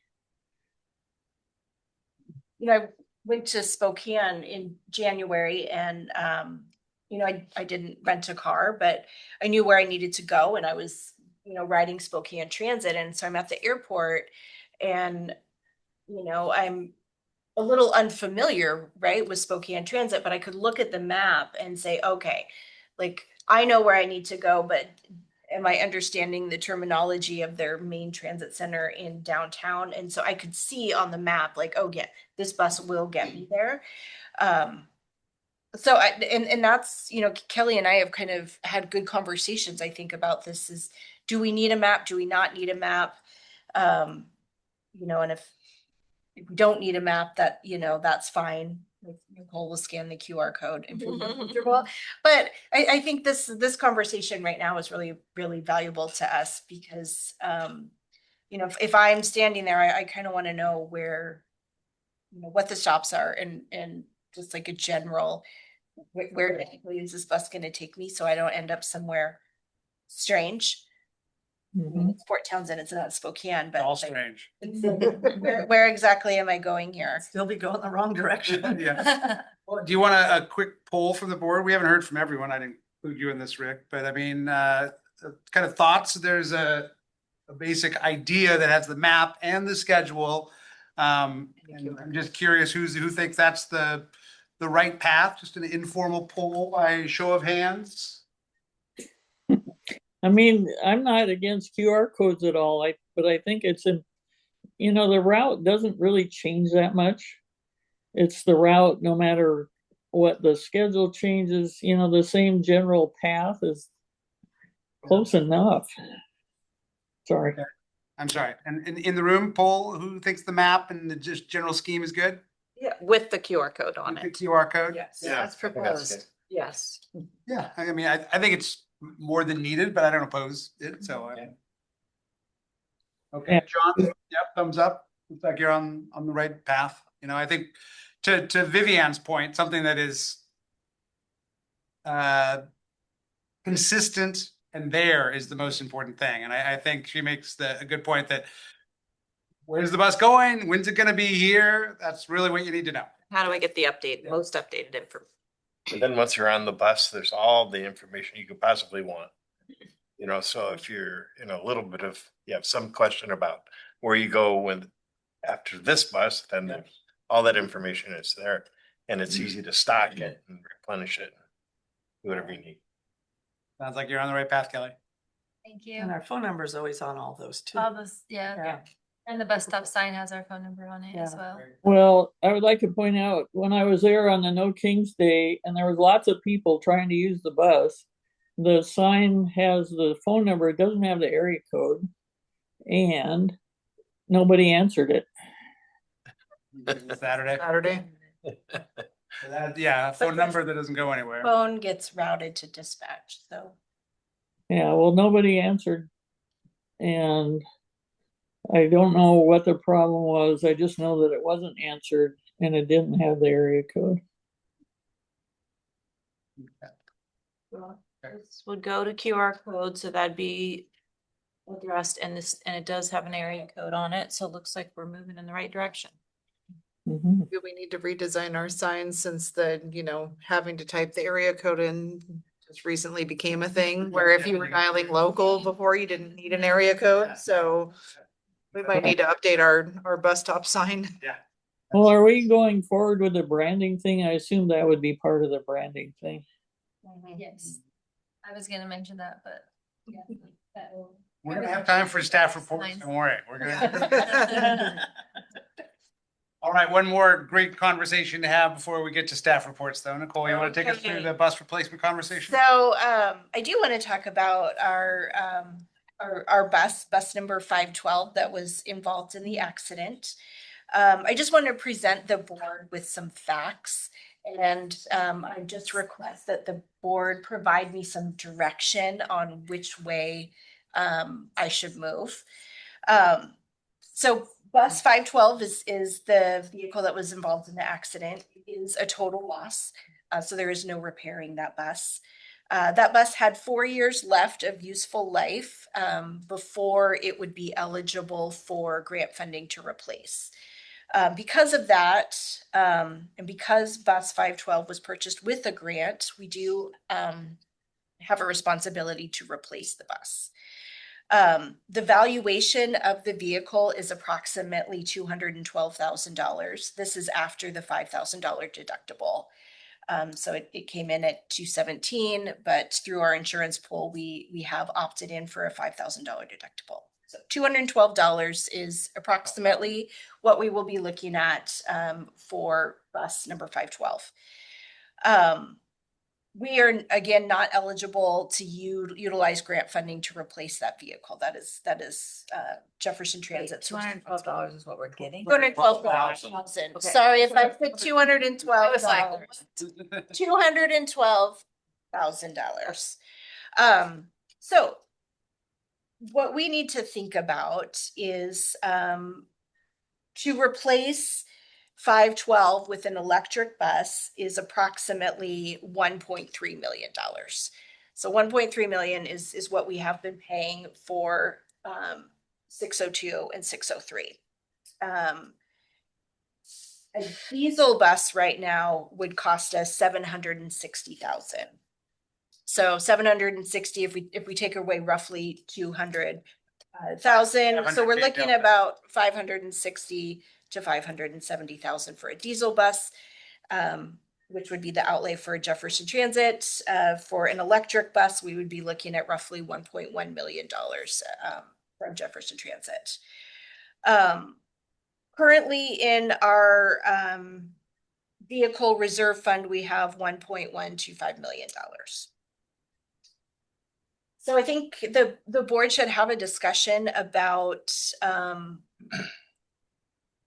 because we are essentially self-funding the majority of this purchase, what direction would you like me to go? Should we investigate a biodiesel? Should we investigate an electric bus? Should we wait to purchase an electric bus when we can get approximately $1 million in grant funding? Don't see the pot.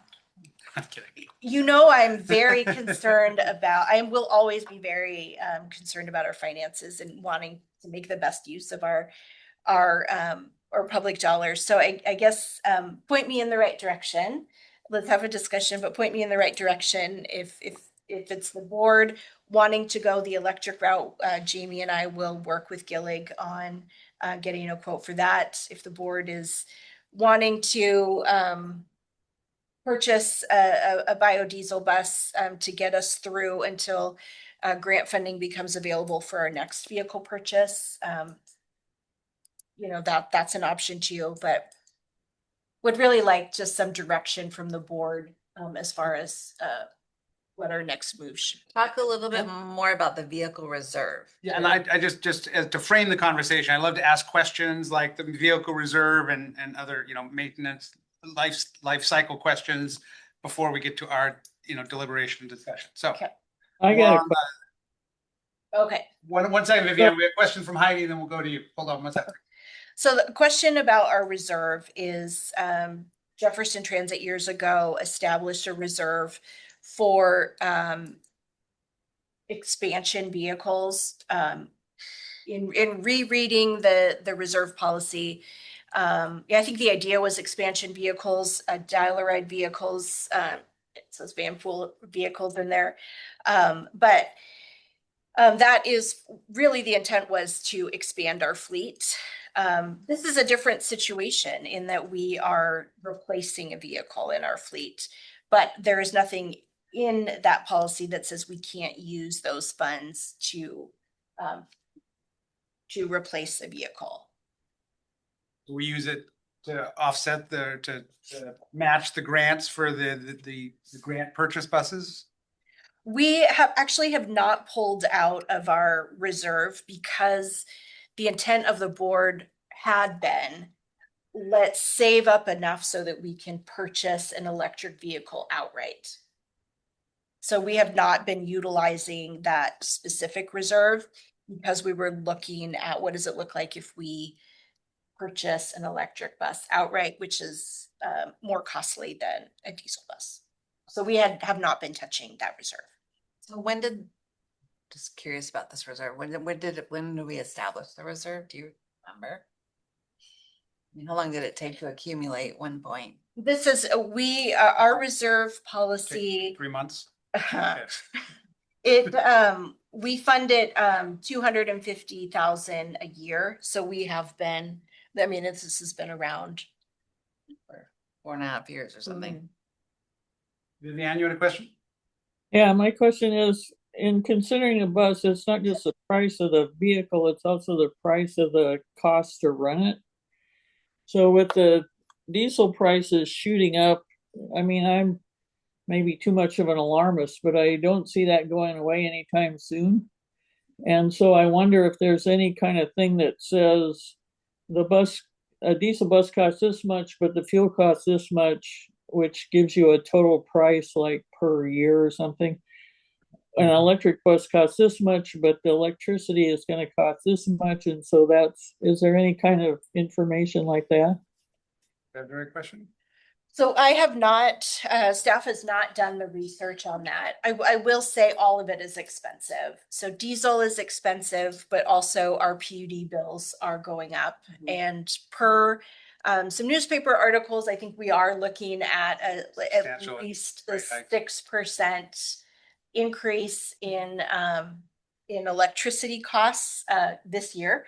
So yeah, the cost, so no, I don't have those numbers for you. What about maintenance costs? And then I just throw a few, Uh-huh. sorry, out of my head ideas out of there.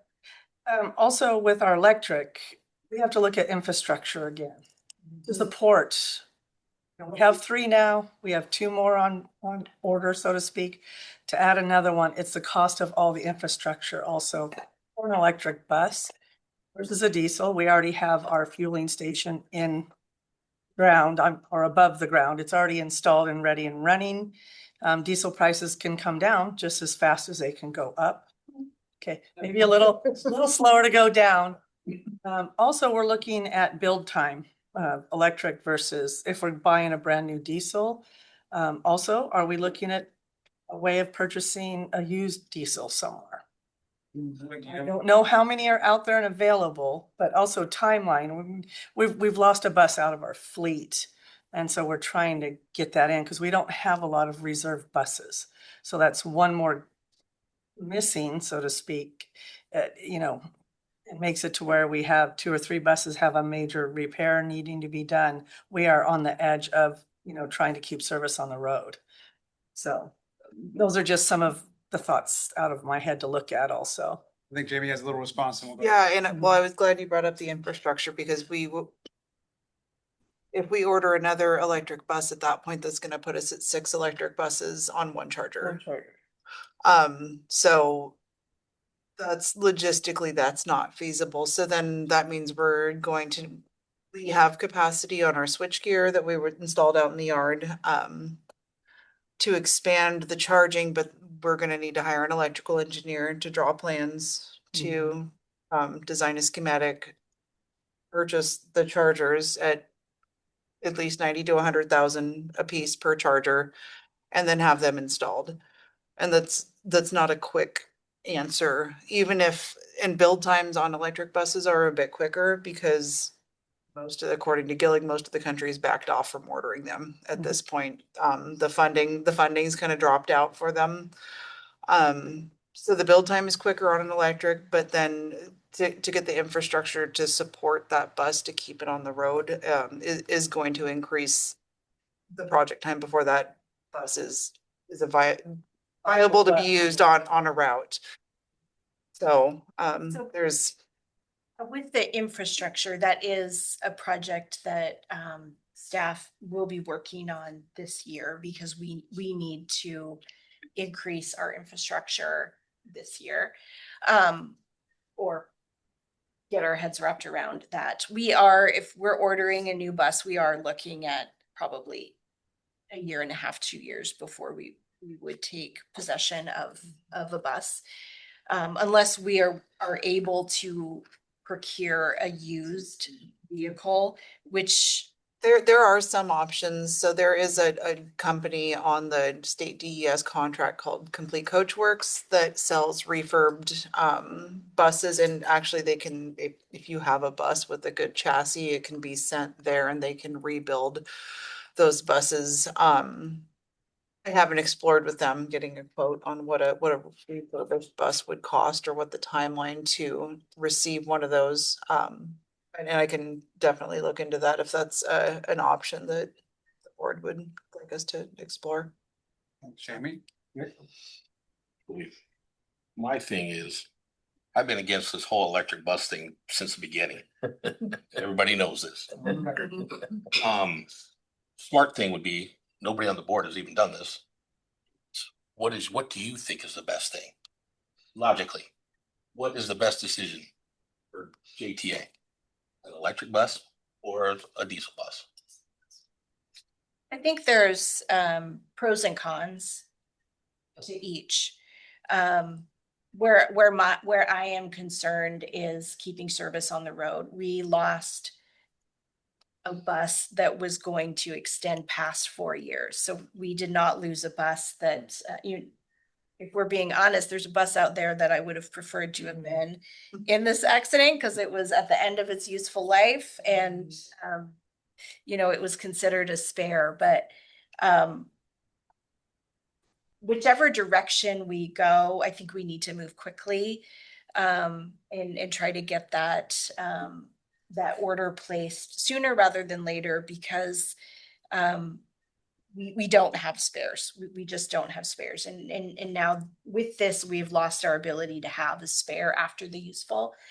And I don't know that, at this point that I'm going to say, I really do want to hear from the board about the direction we should be going, knowing that I'm fully in support of us going electric. I think we can still meet our targets that we've set for ourselves.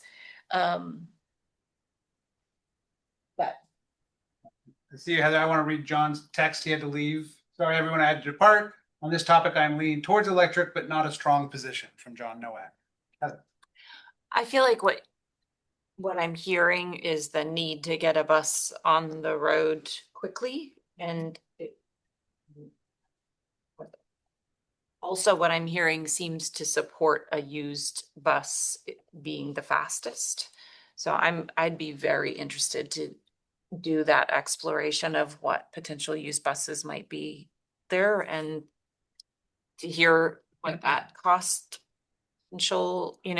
could be, hopefully a little bit less maybe than a new bus in either the diesel or electric direction. And do we have any idea whether a refurbished bus will be faster or it's? That's the question, right? The only time I looked into this company, it was when we were looking at the trolley bus, and they did refurbish trolleys. They didn't have anything at that time that would fit our needs. And honestly, it was so many years ago.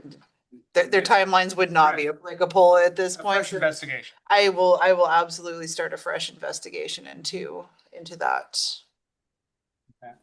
It didn't sound like, from everything that everyone has said, and correct me if I'm hearing this collective input wrong, that a diesel or electric bus would take longer. Like one would be a lot quicker than the other. Electric would be faster. Electric faster. Right. Maybe a bit faster. But it doesn't sound like it's a significant. What I also heard was that an electric bus is almost twice the price of a diesel bus, and that more money is going to have to be spent to accommodate more electric buses. Their fund will be completely And depleted. and there is no and then there's no funding either. The funding is drying up for electric buses. We'd have to spend everything that we have now. So if there was another. So at some point, there's got to be, okay, do we continue to go this way and go broke eventually? Or do we, okay, let's calm down with what we got now and continue the way it's always been? We're already planning on installing more infrastructure for the electric buses. That train is already on the track. So we're already doing that. So, and we had a big discussion, even before I was a commissioner, this discussion began here of going to an electric fleet. So if we're not saving time between the gas and electric, we're already installing more infrastructure. It feels like we stick with the path we're on. So one thing I will say is, do we purchase electric vehicles when we're receiving $1 million in grant funding? And does that make more financial sense to utilize grant funding to purchase the more expensive vehicle? And you know, this really wasn't in the plan, right? Is to replace a perfectly good vehicle. So I think that there's also thinking of, is it better for us to spend our money on a diesel bus that is less expensive to carry us through until we can receive the grant funding to purchase an electric bus? Because I think the group is all on board for purchasing electric, but it feels like an easier concept when you're receiving $1 million in grant. It does sound like a recommendation. It's not all on board. The bus we lost was a diesel. But the fuel cost, I mean, if Hold we're- on one second, Vivian. We'll come back to you, but David has had his hand up for a bit. I think Vivian was about to say something similar to what I am, which is that with I mean, we already know the future is diesel is going to be getting progressively more expensive no matter what the future brings, unless we magically find some way to make diesel out of some other material. And with the war in Iran and the Strait of Hormuz almost virtually guaranteed, no matter what the outcome right now, there's going to be some toll charges for freight passing through that, which is going to result in higher diesel costs perpetually into the future. It's smart to continue focusing on transition to electric buses, especially if that technology will continue to mature and we don't just change our infrastructure on a dime. I mean, it's already been years and years that we've been working on this. We're already turning that proverbial ship or bus, and it's going to take years longer to fully electrify our fleet. And jumping around between different types of different approaches, different vehicle types is, I think, a real foolish mistake. So I would like to focus on our continued electrification. That said, I don't have any particularly strong opinions on replacing a diesel bus with a diesel bus if there's the time limits, or if there's a strong reason to do it, then that's one thing. But also note that people talking about fully depleting our reserve, that's literally what we've always done. The reserve is built up for the specific purpose of purchasing a single bus, if I'm recalling correctly. So it's not like, we fund that reserve to the value of a bus purchase, right? So we shouldn't be worried about spending that reserve because that's literally the purpose of that reserve. I think, if I'm remembering correctly. Maybe not with this particular scenario in mind, but yes. Vivian. Yeah, I'm echoing David. The diesel cost is going to continue to go up. We're talking about 6% of electric increase, but we're talking about 100% of diesel increase. And it makes sense to get what we need to for an interim. Like, I think a used bus would be fine if there is one, if it's available, if it's cheap, whatever. But I'm with David. I think we should stick to the plan that we're on about electric. Thank you, The Vivian. only bad thing about that, you guys aren't going to be here forever. People in this room are going to be here a lot longer than you guys are. And they're going to have to deal with the consequences. That's what I'm saying. Yeah, well, none of us are going to be here. You guys, you mean the board members Board versus members, staff? you're here as long as you're elected. But the decisions that you are making for the future, Nicole and everybody else in this room are going to have to deal with those consequences. We're making longer decisions than that too. We're making Right. here. And what I'm saying is, you guys are putting your money in electric. I'm not seeing it. So I don't think if we buy a diesel bus right now, that means we're turning our back on electrification No, I of don't the either. fleet. I think We still go on with that. It's not a matter of, okay, we're stopping that. It's just a matter of what can we do most quickly right now to it's get worth looking into. a replacement bus going that makes the most sense. And so I think, obviously you could go one way or the other, but yeah, I think I'd favor the diesel bus now, especially if we could find a used one. There's another fuel alternative. I just haven't checked the pricing yet. The renewable diesel, R99, it's the same as molecularly, it's the same as regular diesel. It's not a bio, it's a renewable. And at the time, before the diesel prices started going up, it was sitting at a lower price than regular diesel. Interesting. Where do you buy that? Yeah. We buy it from our fuel suppliers. Okay. They're surprised we're still buying regular diesel. A lot of other transit agencies have already switched to it. Cummins Engines endorses it. It's a very clean burning. It helps clean out your engine and I mean, it's better on the. It's not biodiesel, Not no. biodiesel, it's a renewable diesel. And it's less expensive or was less It expensive. was. I'll have to check in and see what it's Why sitting weren't- at now, because maybe some demand may have Huh. have changed. Why aren't we doing it? No one mentioned hydrogen fuel cells yet. Oh, don't get me started. We were planned. We weren't doing the renewable. We have another agency that fuels here that had some questions on it. And I just hadn't revisited back with them again. We have a lot more data. The prices have come down. We have a major engine company that's endorsing it, running in their engines. It's starting to look like a better option. It is, yeah. I had another question for you, Desiree. Just, I guess, as we build this electric program, you seem like you were concerned about the timeline of developing the next level of infrastructure to be able to charge more than one bus in a timely way with this, especially with this emergency purchase. I guess I'm wondering about that and wondering just in general, the maintenance program for the electric buses, which are relatively new, I know, compared to the diesel buses. Are you starting to see differences or understanding the different impacts? Like no oil changes, does that really amount to anything? Or how do they stand up to each other? Well, no, there is not the oil changes and everything else, but we do have other issues. We've had more downtime on our electrics right now with a smaller component, just one little error and then getting word back on how to fix it. And is it a component? Does it need to be reflashed? So there's pros and cons to both. I think right now, I'm all for going our electric. Let's keep it moving.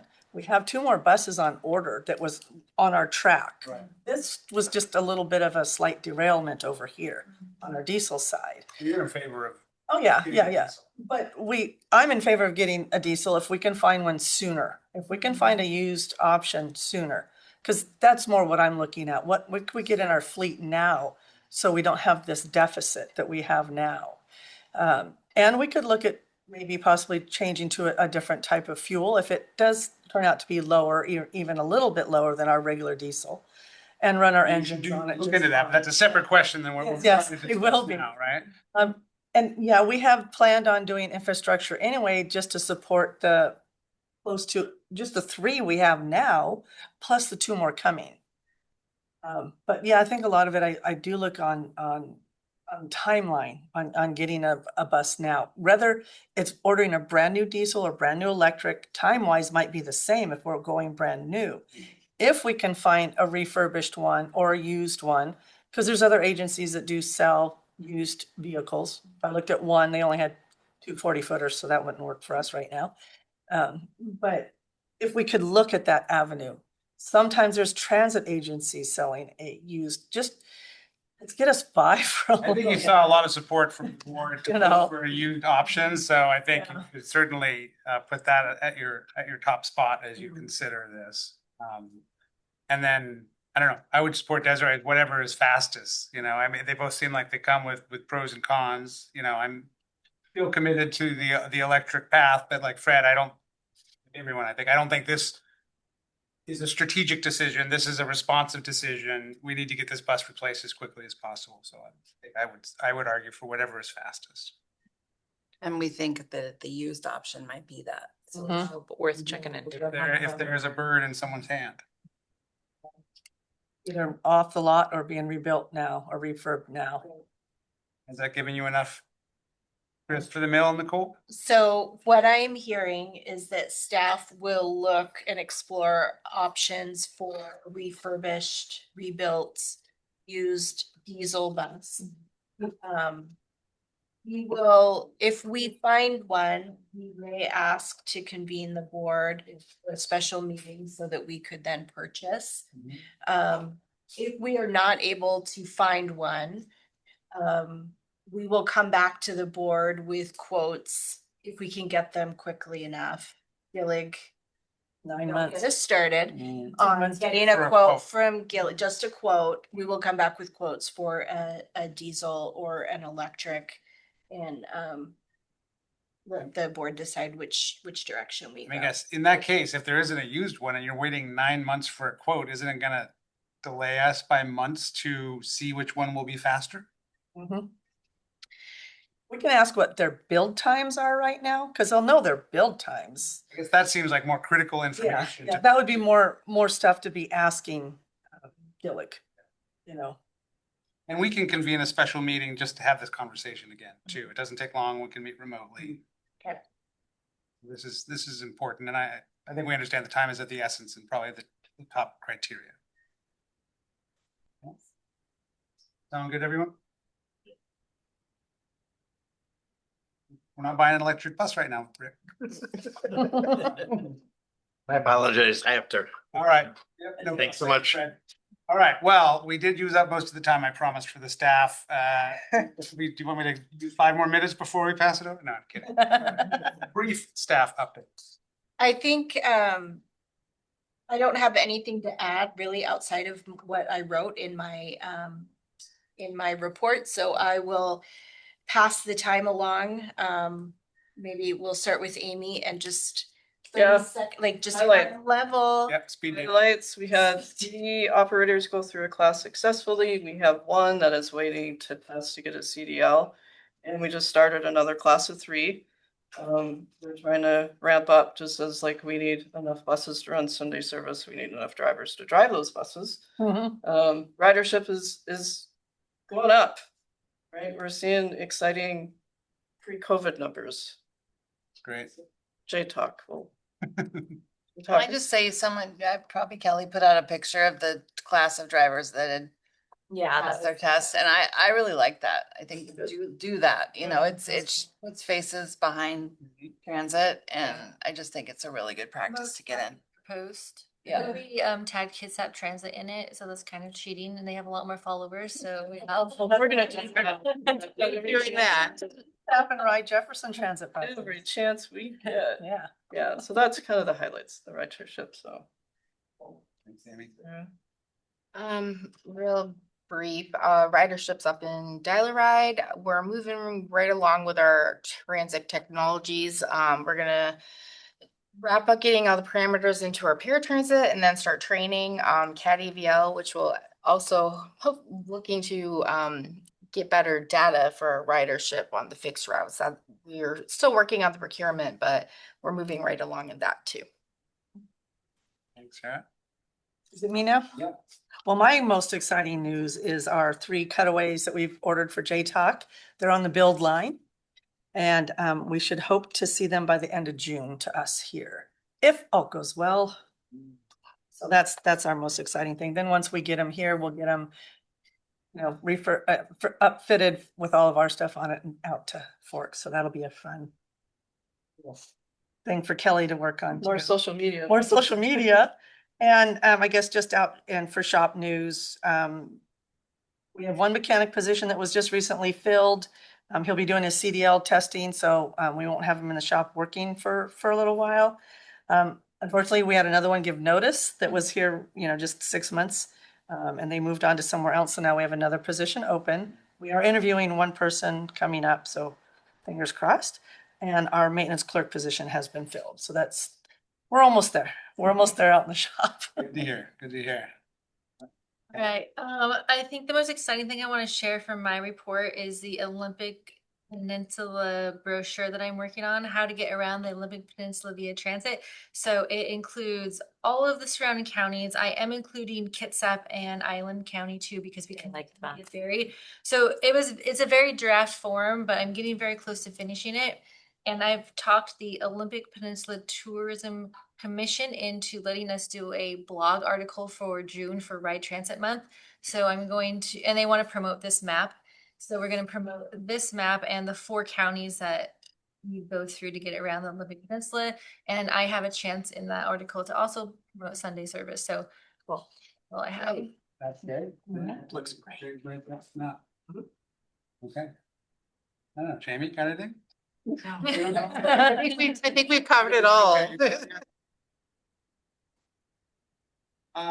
Great. Well, we have one more opportunity for public comment. If any public has joined us, or if anyone is driven to say something they didn't have space for. There's no comments online. All right, we'll close public comment. And if there's nothing for the good of the order, we actually made it out on time. So good work, everyone. Rich conversation. Thank you guys for all the work. And we are adjourned at 1:29, 3:29. Nice work, Greg. Yeah, well-run meeting, Greg. Yeah, Greg. Going.